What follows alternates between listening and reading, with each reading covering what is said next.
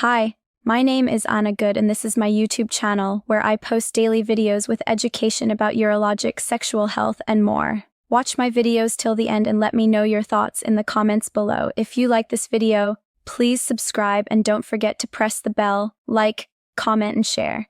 Stay safe and love all. The topic of self-pleasure, often cloaked in euphemisms like solo sex or self-love, raises a central question. Is it a healthy habit? Or is it the hidden culprit behind bedroom woes? The answer, as it turns out, is more nuanced than many realize. What if the key to unlocking a better sex life lies in understanding this very personal act? Studies indicate that over 90% of men and 75% of women engage in regular self-stimulation, and for compelling reasons beyond mere gratification. Individuals report a cascade of benefits, from elevated mood and improved sleep to heightened focus. This stems from the release of a cocktail of feel-good hormones, including dopamine, oxytocin, serotonin, and endorphins. Moreover, it serves as a safe space for sexual exploration, allowing one to intimately understand their own desires and preferences. This self-awareness can then be translated into more fulfilling partnered experiences, free from the pressures of performance. But what about the persistent myths that cast a shadow over this natural behavior? One of the most enduring and patently false beliefs is that self-pleasure leads to blindness or hairy palms. If this were true, one might wonder, would the world not be populated by a vast number of sight-impaired individuals with unusually hirsute hands? Such notions often arise from moralistic viewpoints that equate self-stimulation with a lack of control or sinfulness. While personal beliefs are sacrosanct, it's crucial to separate them from factual information. Could these unfounded fears be preventing individuals from experiencing a healthy and normal aspect of human sexuality? Another common concern revolves around the impact of frequent self-stimulation on erectile function. Does engaging in this act daily spell doom for one's ability to achieve and maintain an erection during partnered sex? Contrary to this fear, the act of self-pleasure, when leading to orgasm, strengthens the pelvic floor muscles. These muscles play a vital role in both orgasm and overall sexual pleasure. Regular exercise of these muscles can lead to enhanced orgasms and a more satisfying sex life. However, this is where a couple of important considerations come into play, but what are they? The first caveat involves the pervasive influence of pornography. The increased accessibility of explicit material correlates with a rise in erectile dysfunction among younger men. Exposure to pornography can desensitize individuals to normal sexual stimuli and create unrealistic expectations about sexual encounters. This can lead to performance anxiety, creating a vicious cycle of stress and erectile difficulties.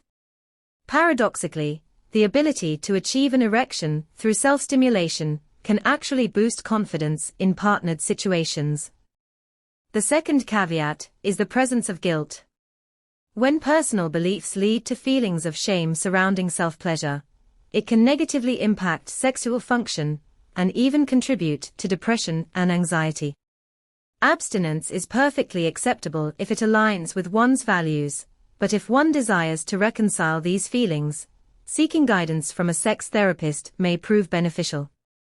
But what if the issue isn't guilt, but rather a perceived loss of sensitivity? The notion that excessive self-stimulation diminishes sensitivity is not entirely accurate. While frequent engagement doesn't inherently cause insensitivity, certain habits can lead to this outcome. If a person consistently employs the same techniques or devices, the body may become accustomed to those specific sensations, making it harder to achieve orgasm through other means.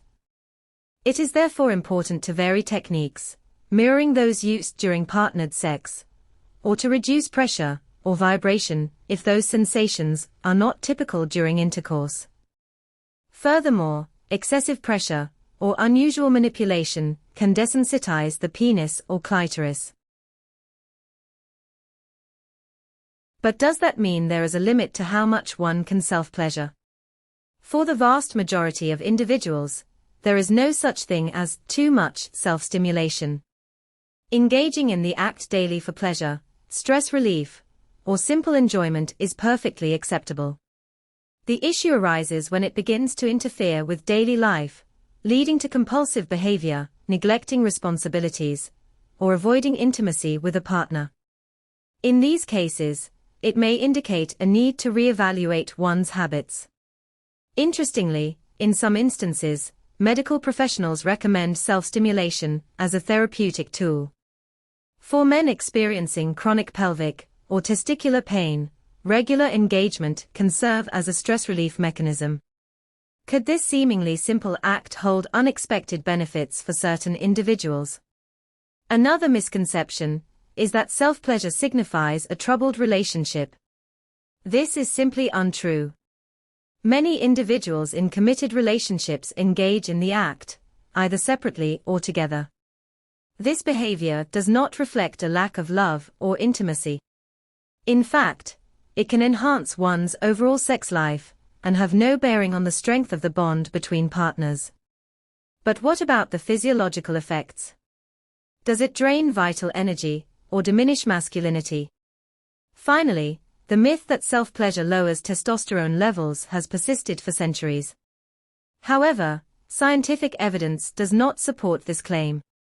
In fact, during the act, testosterone levels actually increase before returning to normal afterward. This misconception dates back to ancient times, with athletes abstaining from sex or self-pleasure before competitions, believing it would enhance aggression.